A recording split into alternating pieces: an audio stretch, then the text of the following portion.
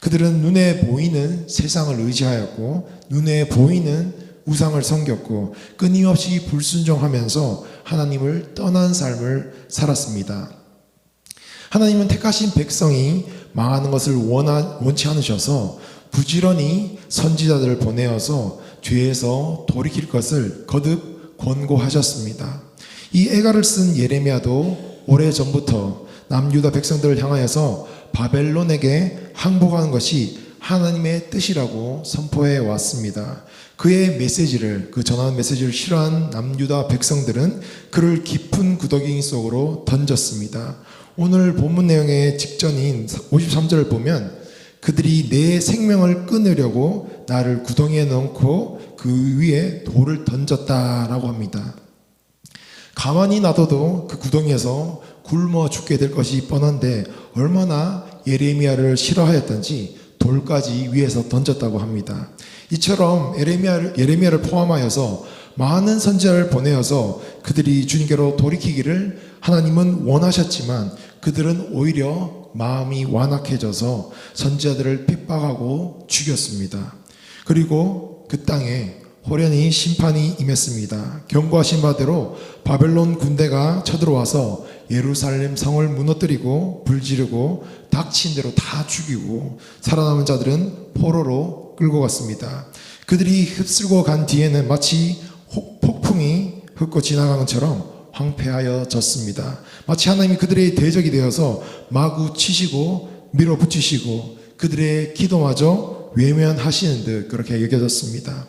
이런 비극적인 현장을 몸소 체험한 예레미야 선지자의 두 눈에는 끊임없이 눈물이 흘러내렸습니다. 이 비극의 현장에서는 그 누구도 절망할 수밖에 없었을 것입니다. 그런데 이 탄식과 절망의 한가운데서도 그는 소망을 가질 이유를 발견하였습니다. 에가서 3장 22절로 23절의 말씀을 함께 읽도록 하겠습니다. 시작. 여호와의 인자와 긍휼이 무궁하심으로 우리가 진멸되지 아니함이니이다. 이것들이 아침마다 새로우니 주의 성실하심이 크시도소이다. 아멘. 이 극심한 고통과 절망 속에서 호련히 그 소망의 빛을 예레미야는 보게 된 것입니다. 그것은 언약에 대한 여호와 하나님의 신실하심입니다. 언약을 파기한 죄로 비록 지금은 무서운 고난을 당하고 있지만 바로 그 언약 때문에 결국 다시 소생함을, 다시 살리심을, 회복하게 하심을 얻을 것이라는 그런 소망을 예레미야는 가지게 된 것입니다. 그 소망을 가지고 예레미야는 여호와께 과거 응답해 주셨던 상황을 회상하면서 다시 한번 응답하여 주시기를 간구하고 있습니다. 이는 하나님께서 약속에 늘 신실하신 분이며 예전에 하나님께서 자신을 구원하셨다는 그 과거의 경험에 근거하여서 확신을 가지고 하나님께 구원을 호소하고 있습니다. 55절에 보시면 현재의 상태가 구덩이에 빠져서 절체절명의 상황인 그런 것이라고 예레미야는 고백하고 있습니다. 그는 왕궁 시대 뜰 안에 있었던 그 구덩이 사건을 떠올립니다. 예루살렘이 멸망하기 전 10년 전에 시드기야 왕이 집권하고 있을 때에 예레미야는 이 웅덩이에 갇히게 되는데 여기서 웅덩이는 히브리어로 원어로 보르인데 우물 저수지의 의미를 가지고 있습니다. 이 단어는 오늘 본문에서 사용한 단어 구덩이와도 동일한 그런 의미의 단어입니다. 이 구덩이는 단순히 경사가 완만하고 깊이가 얕은 곳이 아니라 우물처럼 경사가 가파르고 깊은 곳입니다. 요셉이 형들에 의해서 갇혔던 곳도 이 보르였습니다. 그래서 쉽게 빠져나올 수 없는 그런 곳이었습니다. 예레미야서 38장 6절에도 예레미야 구덩이에 던져질 때 예레미야를 줄로 달아 내렸다라고 기록할 정도로 이렇게 깊은 곳이었습니다. 그렇게 그곳은 혼자서는 결코 올라올 수 없는 그런 곳이었습니다. 또한 그 바닥은 진창이었다고 기록되어 있습니다. 진창은 뻘과 같이 질퍽한 상태로 밟으면 쑥쑥 계속 빠지는 곳입니다. 우물처럼 깊고 발이 뻘인 구덩이에서 선지자를 던져 넣은 후에 돌로 치고 뚜껑을 덮었으니 예레미야 선지자에게는 환경적으로나 심리적으로나 암흑이요 절망적인 그런 상황이었을 것입니다. 바닥은 축축하고 한 치 앞을 볼 수 없는 그런 어두운 곳에서 예레미야 선지자는 얼마나 괴롭고 외로웠겠습니까? 그런데 예레미야 선지자는 바로 그곳에서 하나님께 기도하였습니다. 55절에 여호와여 내가 심히 깊은 구덩이에서 주의 이름을 불렀나이다. 민족의 반역자로 유명을 쓰고 던져졌던 그 절망적인 상황을 이제는 조국 유다의 절망적인 현실에 비유하면서 예레미야는 탄식하고 있습니다. 유다와 예루살렘의 구원을 호소하기 전에 예레미야는 먼저 자신의 이 같은 경험을 말하면서 다시 한번 자신의 부르짖음에 귀 기울여 주실 것을 호소하고 있습니다. 가장 원통하고 비통한 순간에 죽음 외에는 어떤 것도 바랄 수 없는 그런 환경에서도 예레미야는 절망의 나락으로 떨어지지 않았습니다. 그 이유는 그 처참한 현실 속에서도 소망의 끈을 끝까지 잡고 있었기 때문입니다. 그는 끝까지 여호와께서 자신의 원통함을 알고 계신다는 것을 그는 알고 있었습니다. 때문에 깊은 구덩이와 같은 상황 속에서도 하나님께 구원을 간절히 구하였던 것입니다. 그는 과거로 돌아가서 자신이 가장 깊은 구덩이에 빠져 있었고 그곳에서 하나님의 이름을 불러서 구원받은 적을 회상합니다.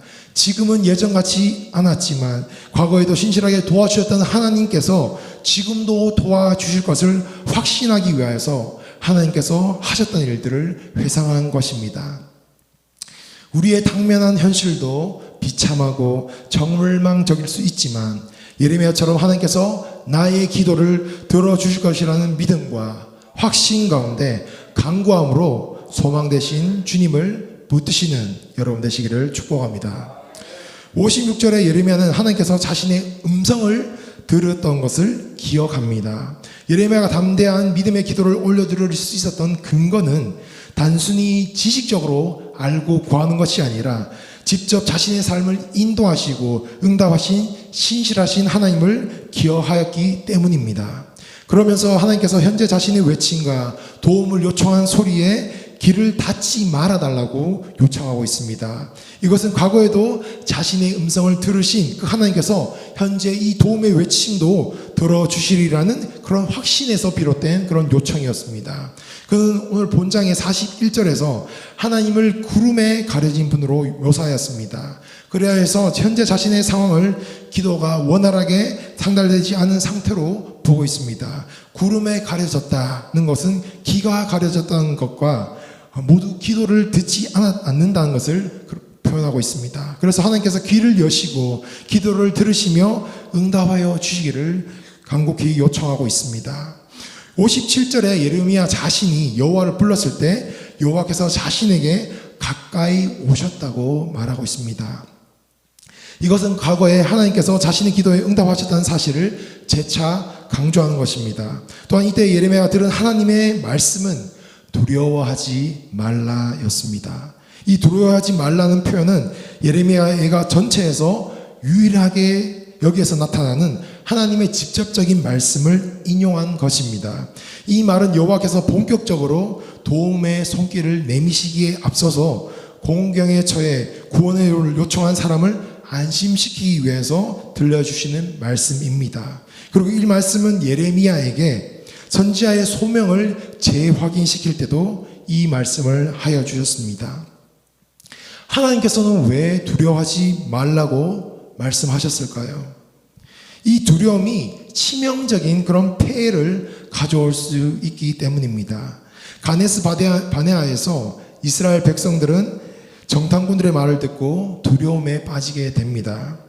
두려움은 불신을 야기하였고 불신은 불순종으로 이어졌고 그들이 하나님의 선민으로서 하나님의 뜻하신 바대로 살아가는 것과는 거리가 먼 그런 불순종의 삶으로 빠져들게 만들었기 때문입니다.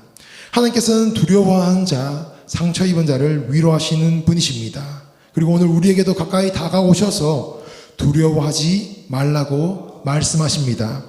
현실의 상황이 어렵고 낭망되어도 약속의 하나님을 굳게 믿음으로 흔들리지 않는 여러분이 되시기를 바라고 그러기 위하여서 늘 주님을 찾고 가까이 머물며 예레미야처럼 하나님을 찾고 부르짖는 여러분 되시기를 축복합니다. 58절부터는 마치 법정 소송을 한 듯한 그런 상황이 나옵니다. 예레미야는 먼저 하나님께서 자신의 원통함을 풀어주셨다고 합니다. 이 원통함을 풀어주셨다는 말을 직역하면 주님이 내 소송을 변호하셨습니다 라는 것입니다. 억울하고 원통한 문제로 고통당할 때 주님이 적법하고 정당하게 나를 위하여 싸워주셨고 자기 목숨과 삶을 위하여서 주님이 비용을 들여서 대가를 치러서 구원하셨다라는 뜻입니다. 또 하나님은 생명을 속량하신 분으로 소개되는데 속량하다로 번역된 동사는 사람이나 물건을 대신 사주는 것을 뜻하고 보통 구속하다로 번역합니다. 예수님께서 자신의 피로 우리의 생명을 사셨기 때문에 그는 우리의 구속자이십니다. 하나님께서 자신의 변호사로 사건을 맡아 자신을 구원해 주신 구속자라고 하고 현재 자신이 살아있는 것이 하나님의 구속하심 때문이라고 예레미야는 고백하고 있습니다. 예레미야는 현재의 상황을 기도하기에 앞서서 과거에 자신의 기도를 들으시고 구원하신 것에 의지하여 하나님의 현재적인 그런 구원을 기대하고 있습니다. 지금 비록 상황이 매우 힘들어서 하나님의 관계가 예전 같지 않다고 여겨지지만 불안한 상황에서도 하나님께서 과거에 신실하셨고 자기를 지켜주셨듯이 이제도 자신과 이스라엘을 유다를 도와주실 것이라는 그 확신 가운데 기도하고 있는 것입니다.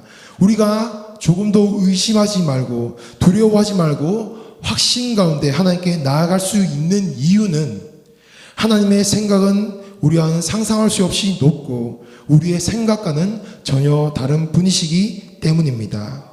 이사야서 55장 8절로 9절 말씀을 함께 읽도록 하겠습니다. 시작. 여호와의 말씀에 내 생각은 너희 생각과 다르며 내 길은 너희 길과 달라서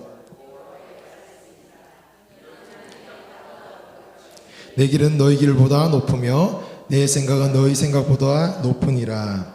아멘. 여러분 꼭 기억하시기를 원합니다. 하나님의 용서의 범위는, 그 능력의 범위는, 그 생각의 범위는, 그 힘의 범위는 우리의 이해의 범위를 초월한다는 것을 말입니다. 하나님 앞에 나아가면은 언제나 긍휼과 사랑으로 우리를 위해 싸워주시고 변호해 주시고 용서해 주시고 구속해 주시리라 믿습니다. 삶의 깊은 구덩이에 갇혀 있으신 것 같으십니까?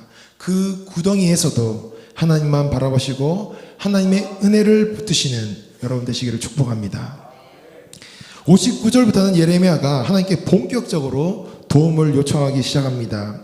하나님께서 그동안 자신이 당한 고난이나 모함을 보셨다고 하면서 그것으로 인한 억울함, 원통함을 풀어달라고 간청합니다. 예레미야는 실제 회개할 줄 모르는 패역한 자들에게 하나님의 말씀을 전하면서 억울한 오해와 고난과 핍박을 많이 겪었습니다.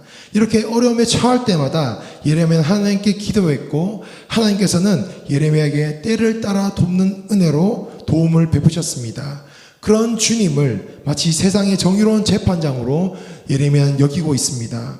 58절에서 주님이 변호인으로서 원통함을 풀어주셨으니 이제는 하나님이 판결자, 곧 정의로운 재판장으로서 자기의 소송을, 즉 나의 정당성을 판결해 주십시오라고 청원하면서 잘못된 것을 정당하게 바로 잡아주시기를 예레미야는 요청하고 있는 것입니다. 60절에는 예레미야가 왜 하나님께 이러한 요청을 하는지 그 이유가 나오는데 하나님은 모든 것을 다 보시고 살피신다는 것입니다. 원수들의 행동들과 악한 생각들을 모두 보고 계신다는 것입니다. 그렇기 때문에 이제 일어난 유다와 예루살렘 백성들을 위하여 도움의 손길을 베풀어 달라고 예레미야는 호소한 것입니다. 세상의 악한 사람들은 이스라엘이 약해서 패했다고 생각하였을 것입니다. 그들은 이스라엘이 믿는 하나님이 그들에게 없고 자신들이 왕이요 재판관으로 살았습니다. 그래서 그들의 생각대로 남을 판단하고 재판하고 권력을 행사하였습니다. 만약 이스라엘도 세상 사람들과 같은 그런 생각을 가지고 살았다면 그들이 이스라엘이 회개할 필요도 하나님께 돌이킬 필요도 기도할 필요도 없이 그저 강대국 왕에게 잘 보이려고만 노력하면 되었을 것입니다. 하지만 예레미야는 모든 이 재앙과 심판이 하나님으로부터 왔다는 것을 강조하고 있습니다. 분명히 하나님께서 모든 것을 보고 계시고 61절 2절에 모든 것을 듣고 계시므로 하나님이 나의 억울함을 풀어줄 증인이 되어주시고 또 하나님의 때에 개입하시고 도와주실 것을 확신하고 있습니다. 자신이 겪는 불의하고 억울한 상황 속에서도 결코 좌절하지 않고 하나님의 도우심을 간청한 예레미야처럼 우리의 모든 것을 보시고 아시는 주님을 온전히 신뢰함으로 확신 가운데 주님께 다 맡겨드리시는 여러분의 인생이 되시기를 축복합니다. 63절에는 대적들의 안고 일어섬을 눈여겨봐달라고 나는 그들의 조롱거리라면서 예레미야는 탄원하고 있습니다. 여기서는 나를 조롱하여 노래하는 것을 직역하면 나는 그들의 조롱하는 노래입니다 라는 것입니다. 이는 원수들의 안고 일어섬을 살필 정도로 하나님이 철저히 봐주시라는 요청과 더불어서 자신은 온종일 원수들의 조롱거리 곧 조롱의 노래라고 말하므로 마치 하나님이 자기를 위해 보복해 주기를 자극하듯이 그렇게 쓰여졌습니다. 그만큼 하나님의 역사하심이 간절하다는 그런 의미입니다. 우리가 비록 원수들 사이에 조롱거리가 되고 원통하고 억울한 일을 당할지언정 하나님의 백성인 성도들을 절망의 나락으로 빠뜨리지는 못합니다. 왜냐하면 모든 것을 알고 보고 계신 하나님께서 우리와 함께 계시기 때문입니다. 그러므로 우리는 하나님께 호소하고 고발하여야 합니다. 어느 부모든 자기 자신의 자녀가 비방과 조롱거리가 되는 것을 그냥 두고 보는 부모가 없듯이 하나님께서는 하나님의 자녀가 조롱의 노래가 됨을 그냥 두고 보시지 않으시고 역사하실 것이며 자녀들의 기도를 결코 외면하시지 않으실 것입니다. 64절부터 66절에서는 예레미야에게 일어난 모든 일들과 원수들이 조롱하는 노래만이 아니라 그들의 손으로 저지른 일들을 하나님께서 모두 듣고 보고 알고 계시니 이것을 근거하여서 하나님께서 그들에게 보응해 주시기를 요청하고 있습니다. 64절에 예레미야는 원수들의 손이 행한 대로 보응해 달라고 합니다. 이스라엘을 심판하는 데 사용되었던 도구였던 바벨론은 자신들의 본분을 넘어섰습니다.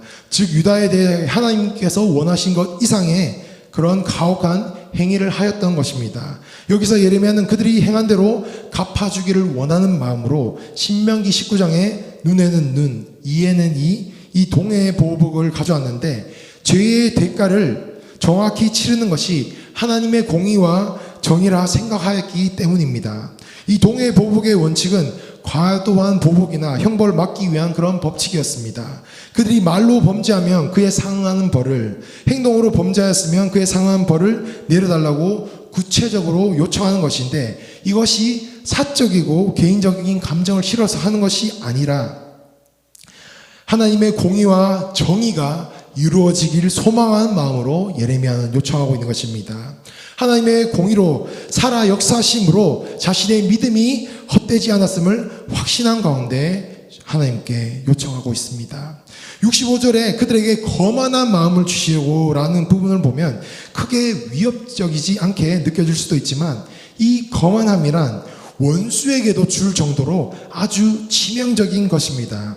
거만함은 스스로 자멸해버리는 강력한 그런 요인이 되기 때문입니다. 거만한 마음을 갖는다는 것은 회개할 기회조차도 갖지 못하게 하는 것과 하나님의 말씀에 반응하지 않게 하는 것을 의미합니다. 그래서 거만함은 하나님과 멀어지는 지름길입니다. 그러니 원수가 거만해지길 바라는 것은 모든 것을 잊게 만드는 것보다 더 강력한 저주라고 볼 수가 있습니다. 회개하지 않으면 하나님의 긍휼하심을 바라볼 수가 없고 결국 하나님의 심판에 이르게 되기 때문입니다.